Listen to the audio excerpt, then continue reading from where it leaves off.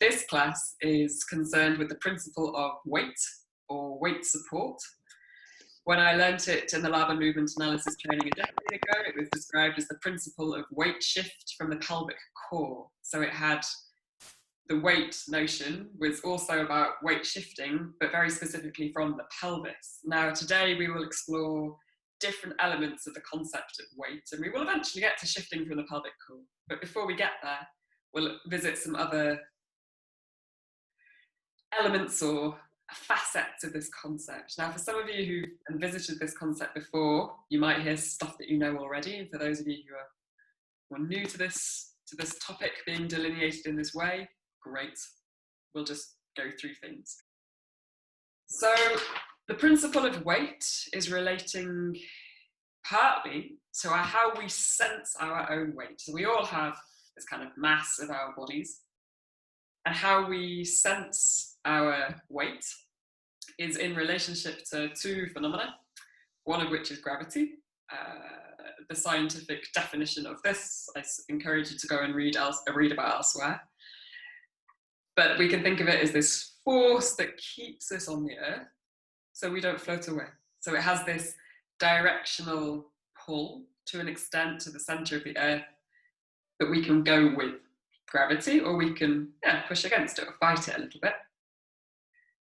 And the other sort of phenomenon of how our mass is in relationship to gravity is also to our base of support. So what we're in contact with to yield into further or to push away from. So I'll be talking a little bit about base of support and how we use that a bit later. Another element of this we can think about is how we activate our weight and how we make it passive. So we can make this as a deliberate phenomenon. Go ahead and just hold your own arm and make it really floppy. So you can think about having like a really passive weight arm, and you can hold it and go, oh, okay, my arm is quite heavy if I hold it.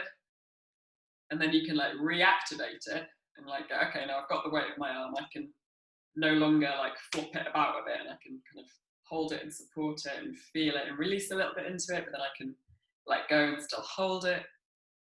So that, I mean, you can sense that change for yourself about when the weight is more passive and when the weight is more activated. And it's learning to sense those kinds of changes that we will be practicing quite a lot now. And sometimes the change might be more quick. You might just be able to let go, like, holding your head, and it just goes. So sometimes the switching on, switching off might feel more quick. And sometimes it might be more gradual, kind of letting go and letting go and letting go, and then a sort of reactivating over a longer period of time. So there's something about the duration of active and passive weight that will become part of our inquiry. When we're considering our weight in relationship to gravity and base of support, we're obviously dealing with the phenomena of touch. So your contact of you in relationship to ground. And that contact might be through a really large surface area, like lying on your back or your front, or it might be a very small surface area, like just the tip of your finger touching something.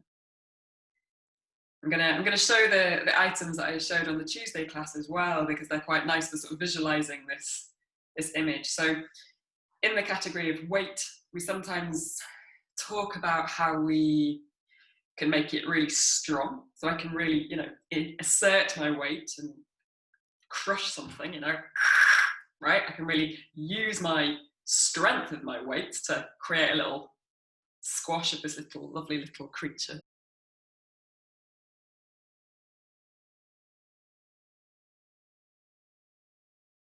And then, as we talked about on Tuesday, which was a really beautiful observation, like, yeah, but why is it stress relieving? Because when you release, there's also a bit of, letting go of the weight and a kind of undoing of the tension maybe that comes from the kind of condensing of weight. So that's kind of one image that might be useful later when I talk about really asserting your weight or kind of increasing your pressure. Another image we can think about when talking about weight is sort of the opposite. It's not any less important, but we can think about lightweight. So I bring a feather, And sometimes when you're sitting around and like a fly lands on you, you can tell, even with the tiniest change of pressure on your skin, that they can't like that something is there, that you know that this little landing of the fly has changed the pressure on you. And so it's quite nice with a feather because you can be really delicate with it and kind of feel that kind of light touch. Now the feather is useful because if I just stroke myself with the feather, I can feel initially the change of pressure, this very light touch. And then if I just stroke it, it doesn't change. So there's no change in the use of my weight through the feather. And therefore something else is going on. It's no longer really about the weight anymore. And that's the equivalent of what we're doing in the body, is the equivalent of whether I'm sliding on the ground or pressing into the ground to make some sort of change of my base of support. So that's it's kind of a useful phenomenon to remind ourselves of, that when we're sliding, not really about a change of weight, it's more of a modulation of flow, you could say. I think that's everything I wanted to say. When we're talking about this question of light and strong touch and using the notion of touch, we're getting into the topic of friction. So how much, like, is there like a really easy slide, or is there a bit of pressure in order to create a bit more friction in order to have something to push against? So that becomes useful later when we're talking about shift, this quality of how much friction.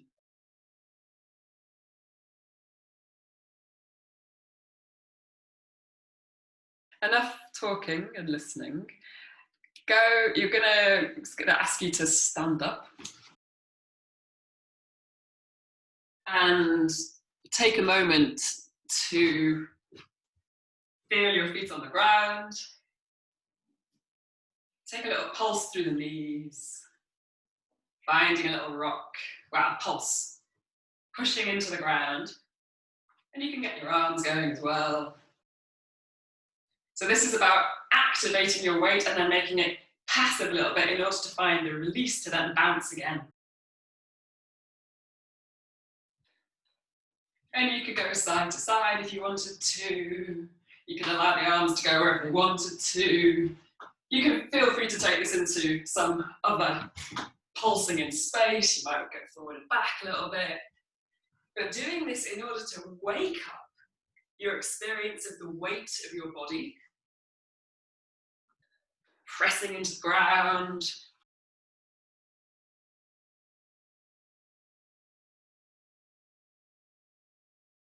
How is it to pulse over one leg? And you might give yourself the image of going down, down, down, down, or you might just give yourself the image of going up, up, up, up.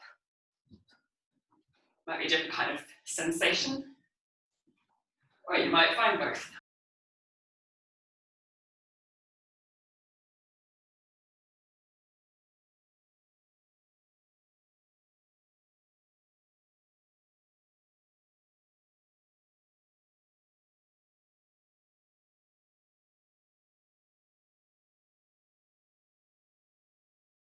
And allow that to bring you lower to the ground. And then maybe with hands and feet on the ground, you can now find a little press through the hands.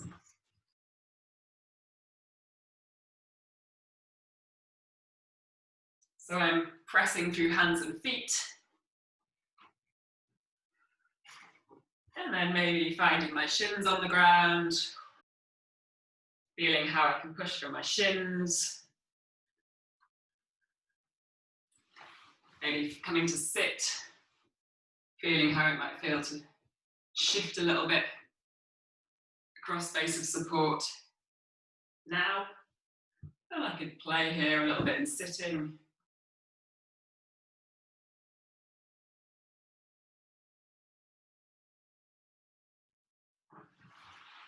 Finding some different ways of sitting where you can still activate this pressing, pulsing, rocking.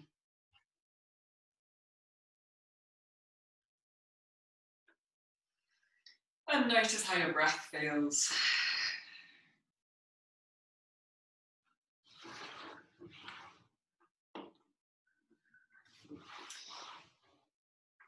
And taking it a bit lower.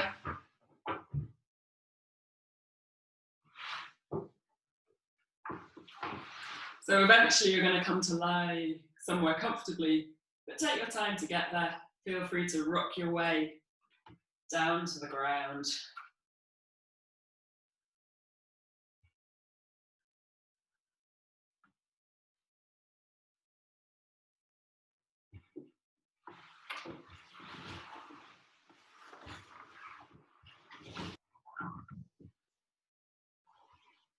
So now is when you maybe want something softer to lie on.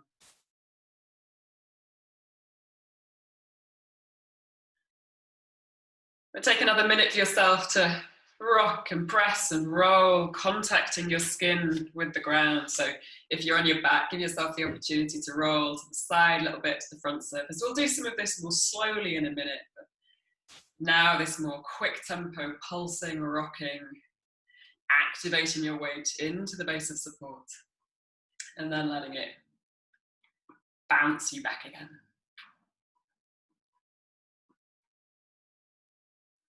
So noticing all the parts that are in contact with the ground and using those to press off.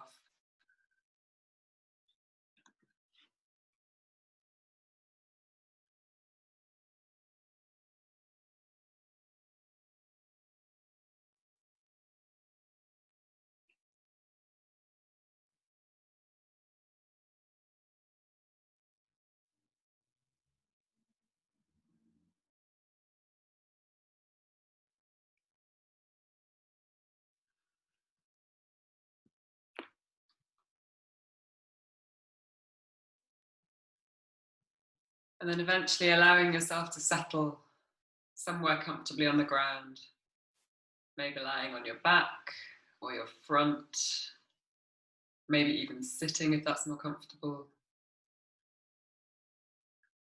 And you can have your knees bent or your legs long, whatever feels most useful.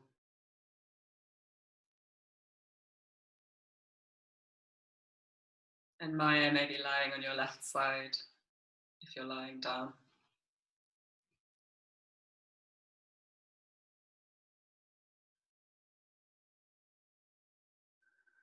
And for a moment, visualizing every single cell in your body pouring in the direction of gravity.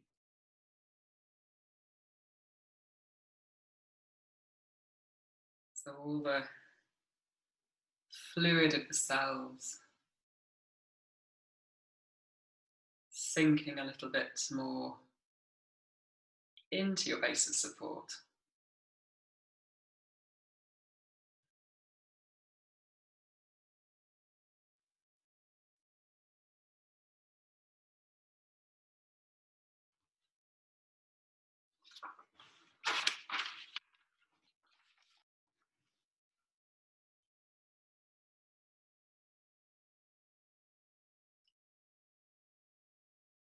Taking a sigh through the mouth, seeing if you can release a little bit more into gravity.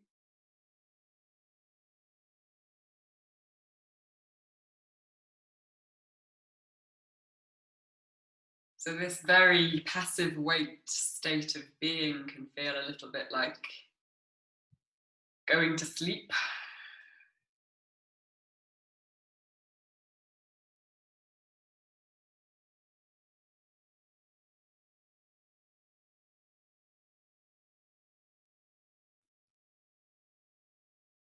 And in a minute, I will invite you to roll to one side, but the way that you do that can be as easy and smooth as possible. So there's a sense of pouring across your surfaces. Try not to make any sharp movements. Let's keep this pretty even in our tempo and flow, to try and stay in this released state as much as possible. Obviously, there'll be some exertion, some pressing into the earth to make that shift. So in your own way, easily rolling to one side with as little exertion as possible. And when you arrive, sinking back into the ground.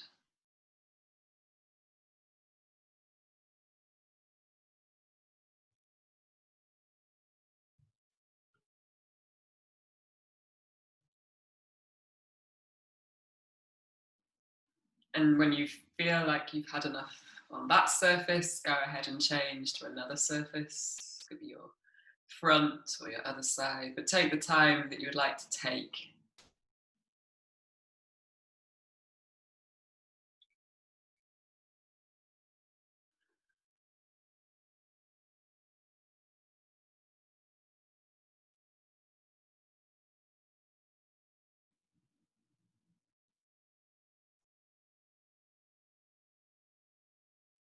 Sense of the whole body supported.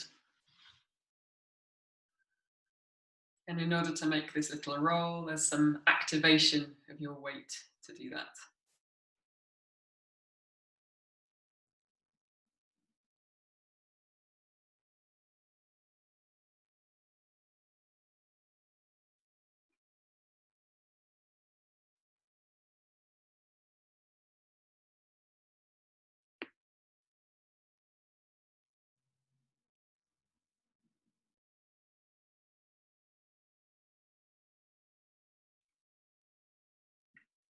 And making another change of basic support when you're ready.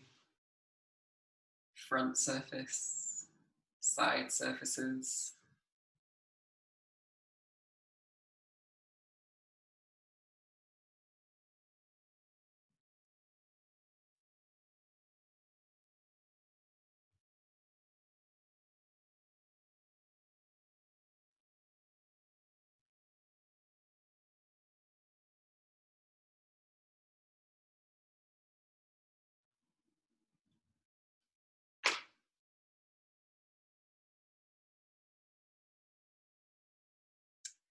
And from wherever you are, begin to play with pressing more into one part and seeing what happens. So you're pressing in and then letting go a little bit. You're not going to press in and follow through massively with where that movement sequence is to, but where can you press in somewhere to maybe lift somewhere else, or to sense that part of your body different to other parts.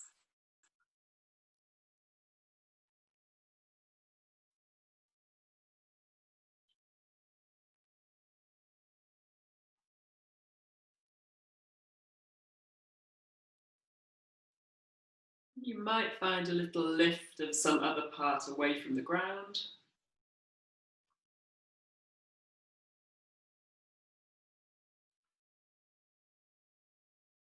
But they're quite short phrases.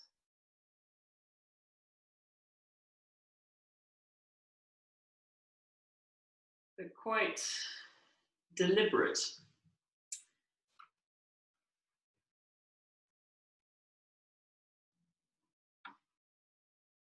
And so that you might roll to another surface, but rather than pouring more continuously, this time the journey is a little bit more fragmented.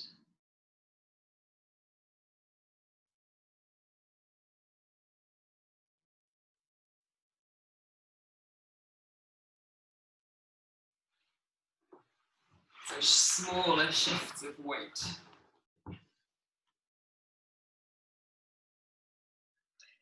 Being very precise about where the initiation of that press is in contact with the ground.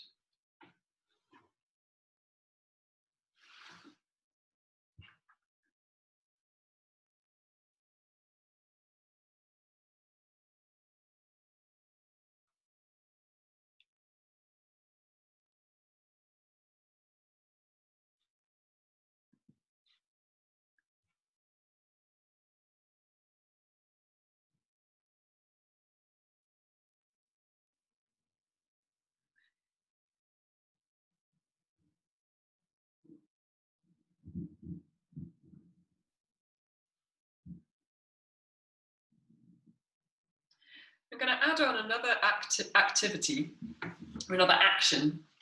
So you make your press into the ground, and then when you've gone from the press into yielding to pushing, and then opening your eyes, taking a pause and then closing your eyes again.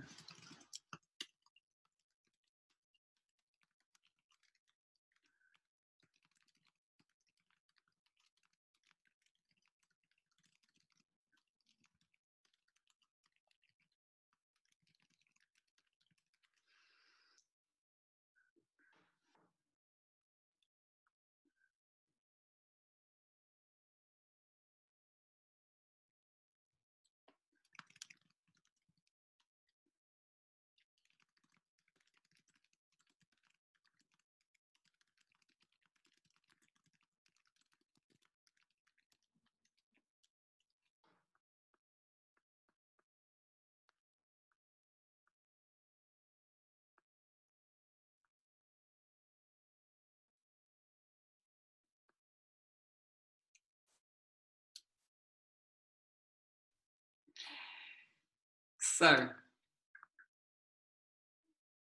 exploring a little opening of the eyes and then closing the eyes.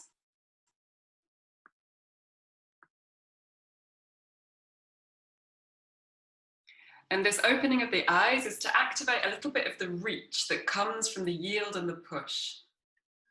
So yielding to push to open the eyes, and then going back to sensing into your basic support, to push again to open the eyes. And you can begin to add on to that movement where the reach might want to be in the rest of your body. For example, if I yield and push through my hand, maybe I feel a reach through my shoulder. Yielding and pushing through my pelvis, maybe I find a reach through my feet. Yielding and pushing underneath my fingers. Feeling a reach through the hand. So there might be more parts of you involved. There might be still a very small amount of parts involved.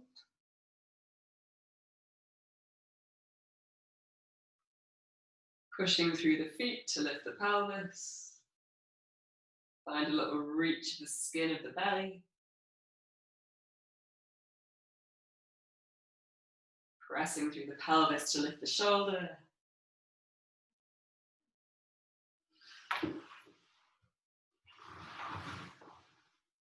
So see what you find with that phrasing.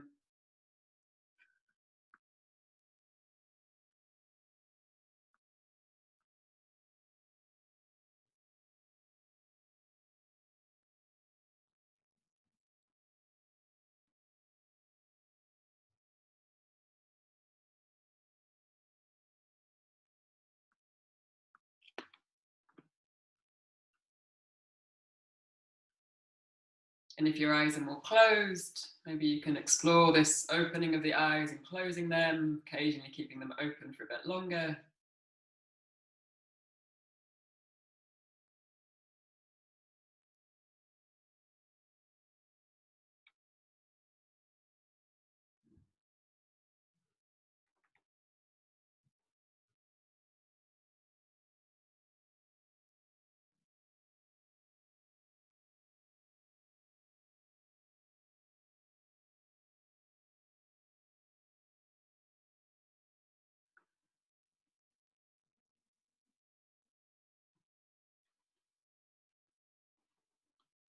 And you can explore maybe changing the timing of this. So you're yielding to pushing to reaching can happen maybe even slower,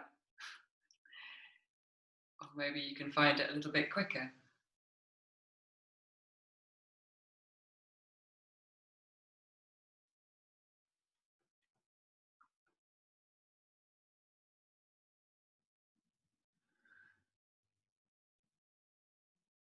But if you notice you're starting to reach before the push, then you slow down again, check in with the phrasing of this.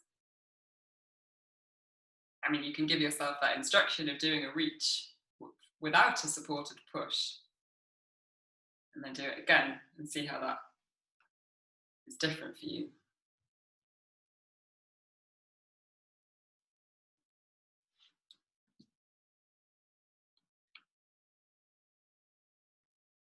Then you might bring yourself to sit, or maybe to find even all fours again, different bases of support.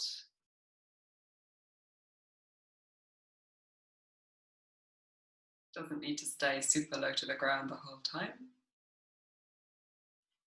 But we tend to start lying in order to let more of the musculature let go with more of a support from the base, from the ground.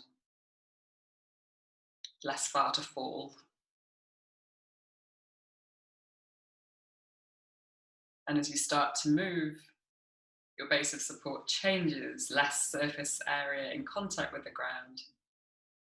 But even then, you can still sense that surface and use it to push from and release into.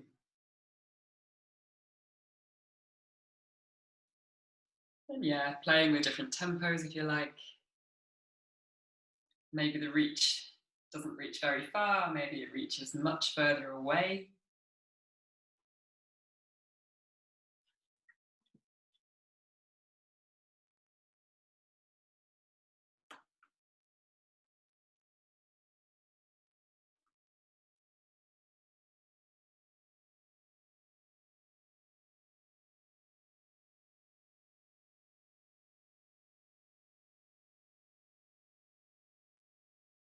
And if your eyes are closed and haven't opened yet, go ahead and open them and see if you can explore this very deep sensing of your own body with eyes open. And if you're struggling to sense inwards with your eyes open by being really interested in the world around you, see if you can relax the muscles around your eyes and have a feeling of the world around you just simply kind of coming to you. The light is coming in, you're not having to kind of reach out to it. It might help to have a very kind of wide perspective with your eyes, so you're looking more to the edges of your vision rather than a single point of focus. So you're looking seeing more to the sides of you.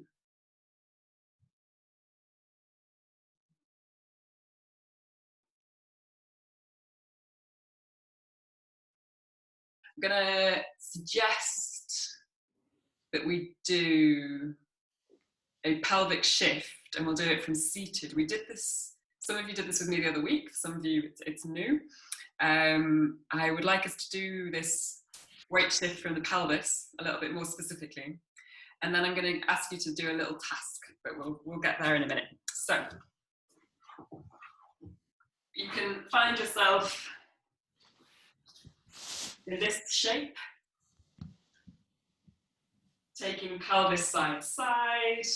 You might feel obviously the weight shifting into your hands and your feet a little bit, but I'm trying to initiate from my lower abdominals, maybe even from a pelvic floor. I can visualize my pubic symphysis and maybe the knobbly bone at the top of my leg traveling side to side. And once I've done it there, I can do it here in this base of support on my shins. Can I do it without the use of my hands? Oh. So there's a little lift through the pelvic floor, but there's also this directional shift side to side. And I'm trying to also remember to yield into my shins. Not really a place that I hang out so often in, but can you soften the skin underneath the shins, top of the feet, rolling over those bones to find a little shift. And then you can find your knees coming up, pelvic shift. And you might want to start with your hands on the floor to give yourself more of a change of base of support. Or you might want to explore the counterbalance through the arms, but it's not staying in any one direction, it's kind of going everywhere. And then when you've done it one way, you might go the other way. So this little pelvic shift might bring you up to your shins, might bring you to one shin and one foot. So mobilizing through this pelvis, shifting sideways, but also sagittally coming forwards and back a bit. Shifting forwards and back.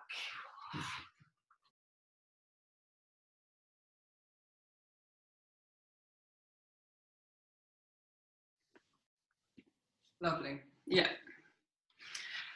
And not forgetting all of that work that you just did of yielding into your base to find a reach, maybe through the side of the pelvis, through the pubic symphysis, through the sacrum, through the tailbone, through the head.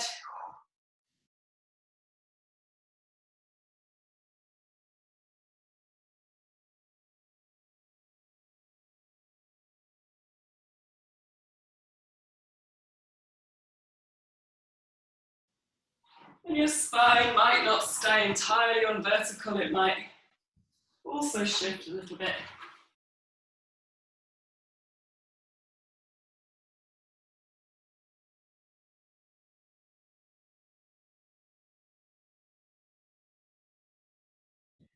As you're playing with this, you might find yourself doing 1 or 2 shifts that you quite like.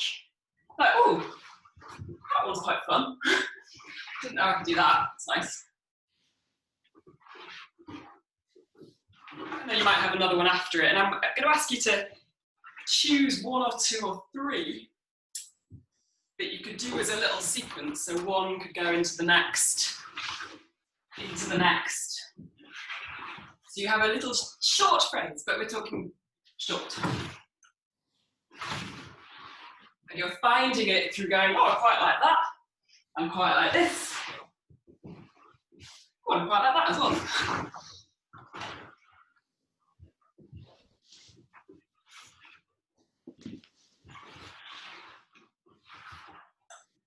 And so eventually they might become a little sequence.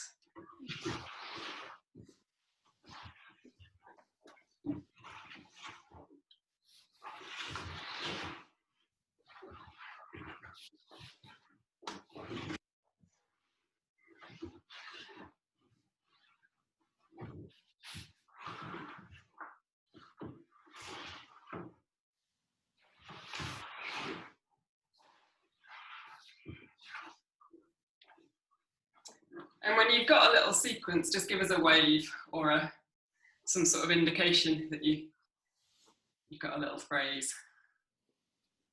No rush if it's still coming.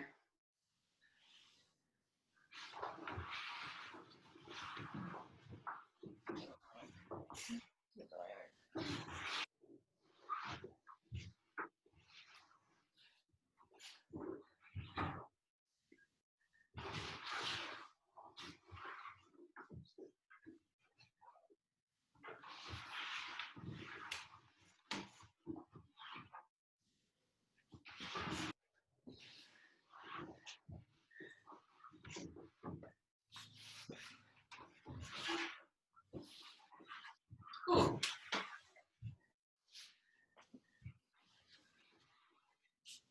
So with this phrase, next step is to do it all with a lot of strength. It might already have a lot in it, but now you're just going to turn up that image and be like, ah, okay, so if I'm starting with this knee thing here, really activating my weight, intending myself, and then here, pressing into the ground, here, pushing away, yeah? So strong weight is the kind of ingredient that you're adding more of. And other things might happen and change, and that's totally fine. So wherever you can in this phrase, activate even more intention into the ground, condensing your weight.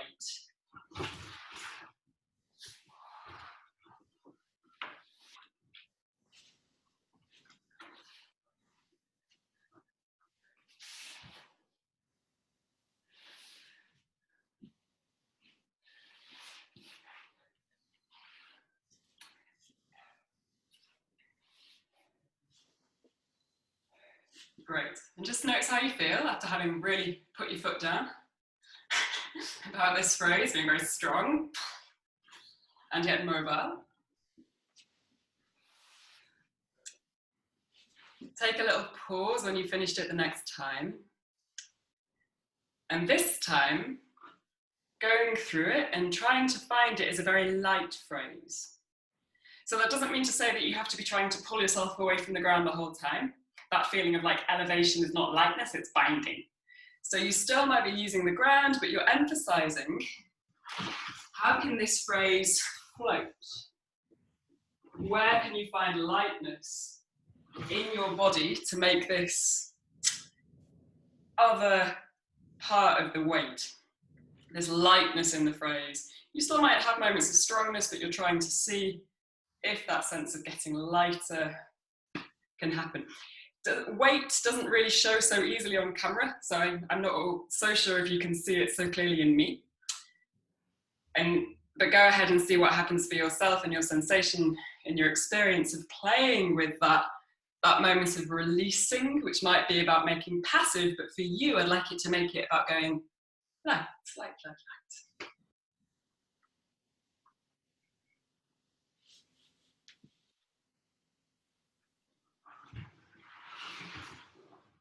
And it might help if you slow down. Maybe it doesn't help to slow down.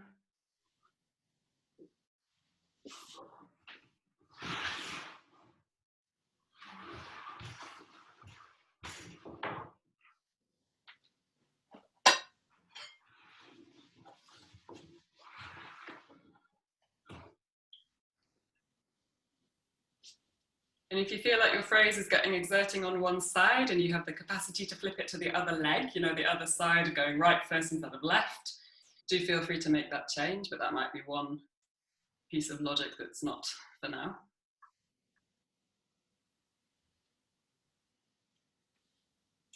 So with this lightweight, remembering that game that we played of making the arm passive and then holding it, how can you hold it and allow it to float?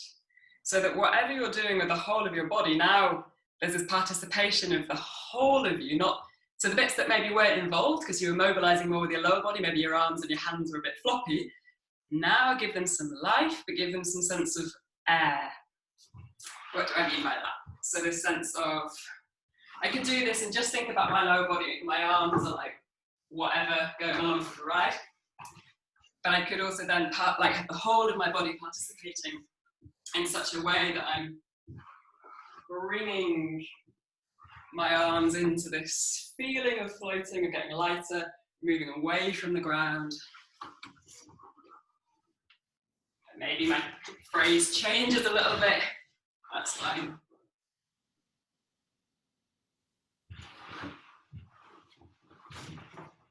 So maybe it feels like more of a reach for you, maybe it doesn't feel like lightness at all, but maybe the images of balloons or feathers might help activate some of that lightness in contrast to the strength.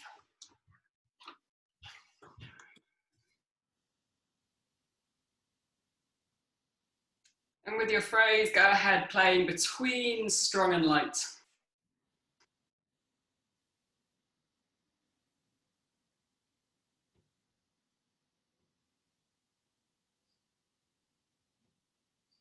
You might find little moments of taking the pressure off and releasing.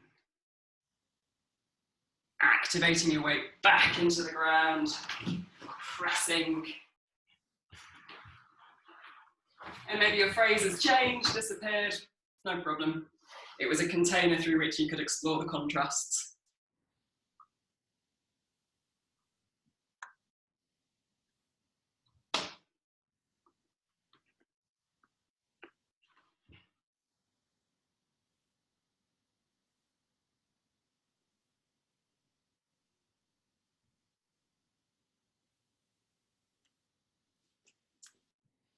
And I'm going to invite you in your phrase, if you can find a moment of finding 2 feet, of coming all the way up, or even just like finding a little bit more vertical, find a little bit more vertical, and finding a way back into the ground that's comfortable, that makes sense for this pathway.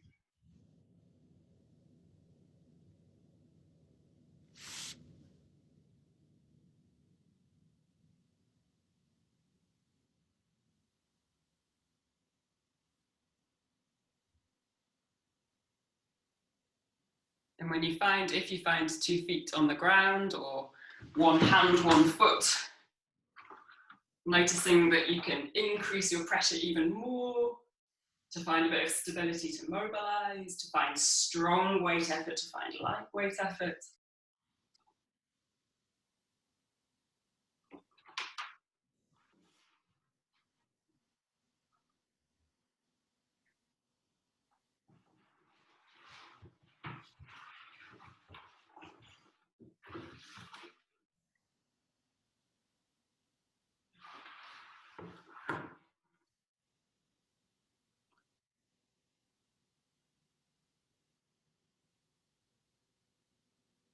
And if you're feeling like you have enough space and feel like you want to, is it possible with this little phrase or within the development of this phrase to find a way, to find a little jump or a little bounce or a little level change?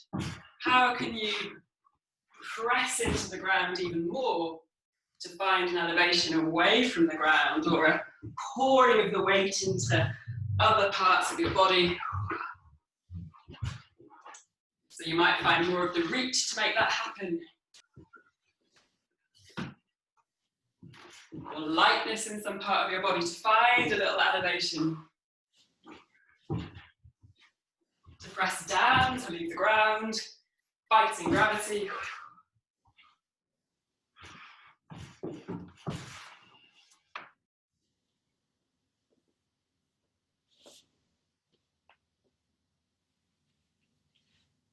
So weight shifting maybe from the pelvic core, or maybe pushing from another part of your body.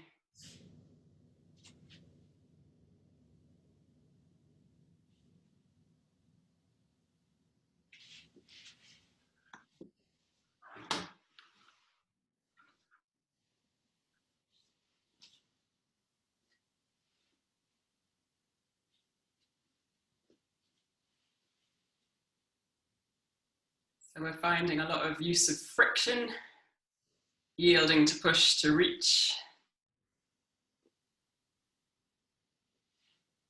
Seeing the space, but maybe more three-dimensionally as much as possible.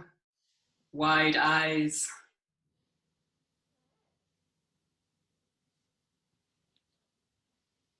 Anchoring into the ground, finding even some strong weight of really intending your body's weight. Asserting yourself, making this pressure felt. Or maybe it's a very light touch. Maybe it's a floating lightness away from the ground.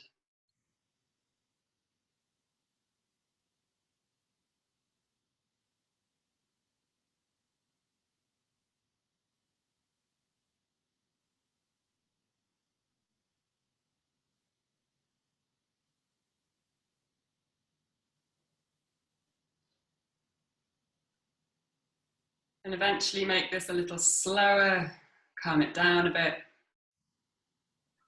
A little bit lower to the ground.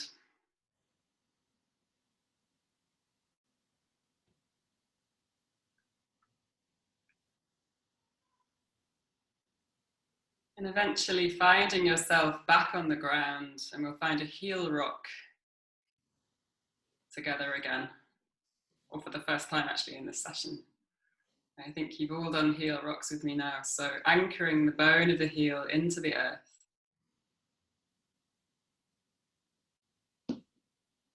Finding this sequencing from heels through into the pelvis, allowing the torso to rock, allowing the head to nod. So here we have this similar pulsing that we had at the beginning of the session of making active your weight and then making it passive again.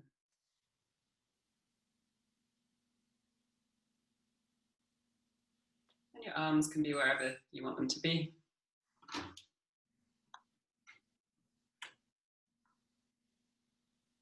And then allowing it to slow down, slow down, slow down.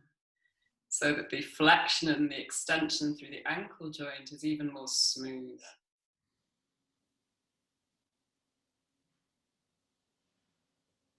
Doing less, doing less. doing less till you're doing nothing at all.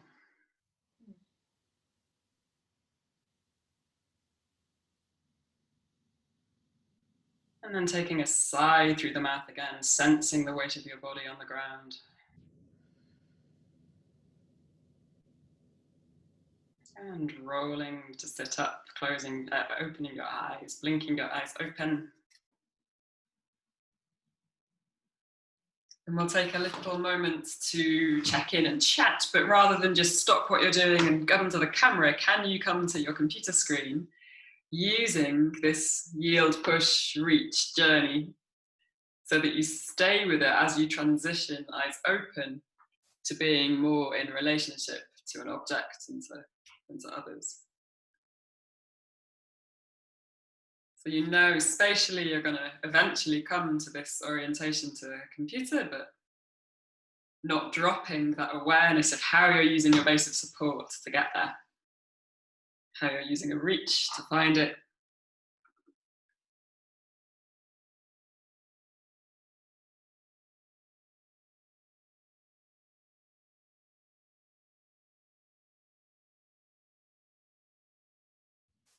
But thank you that you identified the circularity of this, because for sure that is how it becomes.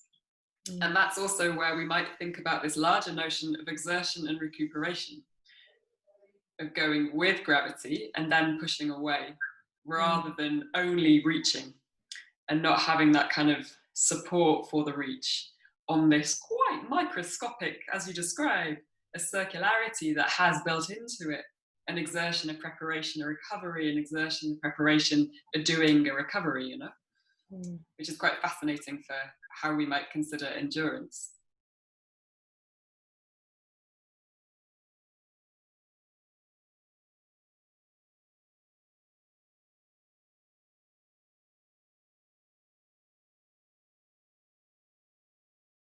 I mean, it's hard, especially as we're very active humans in the world. We're often like in relationship to things that are like inviting us to go towards them. So our reach capacity is quite developed. Yeah. And especially if you've done a lot of dancing, that's very much part of how you're also kind of organizing your body in space and time and rhythm. So to try and sort of eliminate or reduce the reaching part that goes, oh, the doing and where can I take my limbs, and trying to pay attention to that much more supported, yielded, slower, softer, quieter place is what I was trying to do, from going from shaking, from feeling your weight, to then letting it all go on the ground and then refinding it from there.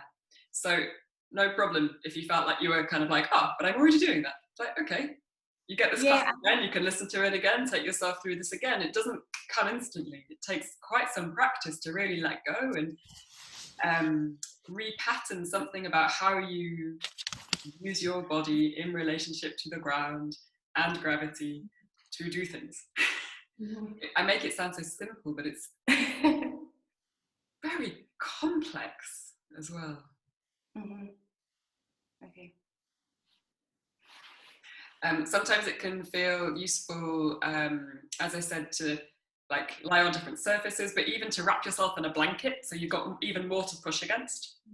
So you've got even more contact with surfaces to kind of figure out what that is. Yeah.